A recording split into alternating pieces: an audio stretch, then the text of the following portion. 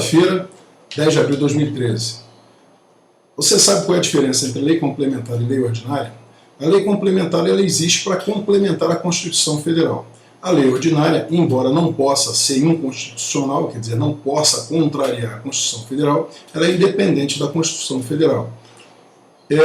A lei complementar exige um quórum específico para a sua aprovação pelo Congresso Nacional.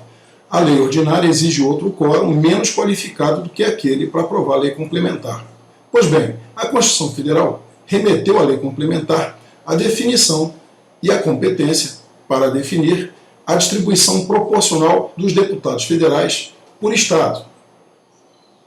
A Constituição Federal define que o máximo de deputados federais é de 513, que cada Estado pode ter até no máximo 70 deputados e no mínimo 8 deputados federais. Pois bem, a Lei Complementar 78, que foi promulgada para complementar esse texto da Constituição, atribui ao Tribunal Superior Eleitoral a competência para definir o resto das cadeiras de acordo com a proporcionalidade do eleitor de cada Estado.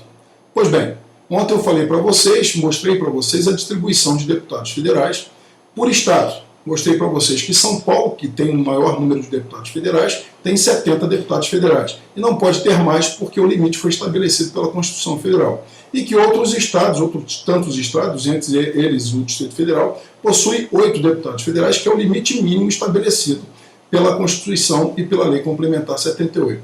A Lei Complementar 78 também atribuiu ao TSE essa competência. E, coincidentemente, ontem, o Tribunal Superior Eleitoral, julgando um processo originário da Assembleia Legislativa do Amazonas, resolveu alterar a composição das cadeiras por Estado. Veja, não alterou nem o teto máximo, São Paulo continua com 70 deputados, nem o mínimo, alguns estados continuam com 8 deputados federais. E nem alterou a quantidade, que já está estabelecida pela Constituição Federal, que é de 513. Então, para aumentar o número de cadeiras de um estado, é preciso diminuir a de outros. E o que aconteceu então? Eu vou mostrar aqui para vocês no jornal. O estado do Pará ganhou 4 cadeiras para deputado federal. O estado do Ceará, 2. Minas Gerais, 2. Amazonas, 1 e Santa Catarina, 1. Em contrapartida, o estado da Paraíba perdeu 2 cadeiras para deputados federais.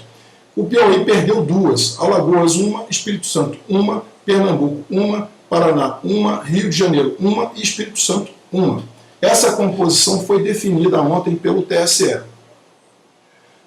A decisão, evidentemente, é passível de recurso para o Supremo Tribunal Federal, ou para manter ou para alterar até a decisão do TSE. Dificilmente isso deve acontecer. Tenham todos um bom dia e que Deus abençoe a todos.